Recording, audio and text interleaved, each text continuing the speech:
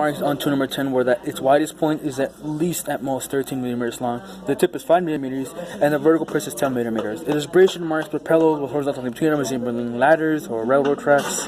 The cutting marks were messy, leaving multiple horizontal cuts in it, almost resembling the abrasion. I don't believe this would be the right tool for the suspected break-in, because mainly for the fact that the cutting marks are too messy.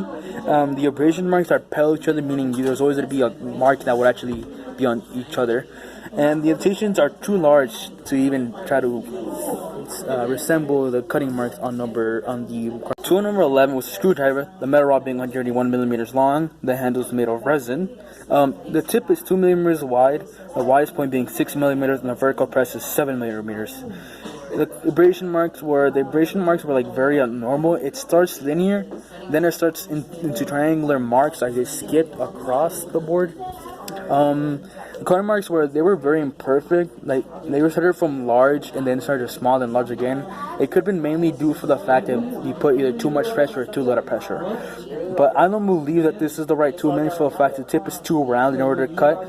The abrasion is too abnormal and the vertical press is too large to actually be resemble the one we discovered. Tool number 12 is the pick, and the metal piece is 6 millimeters sharp. The vertical press was triangular, and the indentation is angular with negative spacing between it actually. And the abrasion mark is linear with the triangle press appearing every so often, but it was only mainly due when we actually slided it across it, not like scratched it for tip only.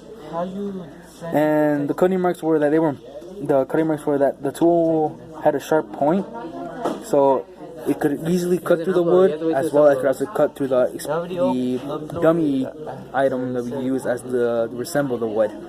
I do believe this is the right tool that was used to actually try to pry open the window, mainly due for the fact there's a sharp point where it can cut deeply. It leaves a very, very defined indentation vertically wise, it being triangular, which resembles the one we discovered on the tool of the wood. Besides that, the abrasions were very linear and very controlled wise, like the ones we discovered on the wood block. In conclusion, it is most likely to number 12, mainly for the fact that the indentation was very, very unique to any tool except number 12, which is a triangular in design, and that is why we suspect it, mainly for the fact that its vertical presentation was very resembling.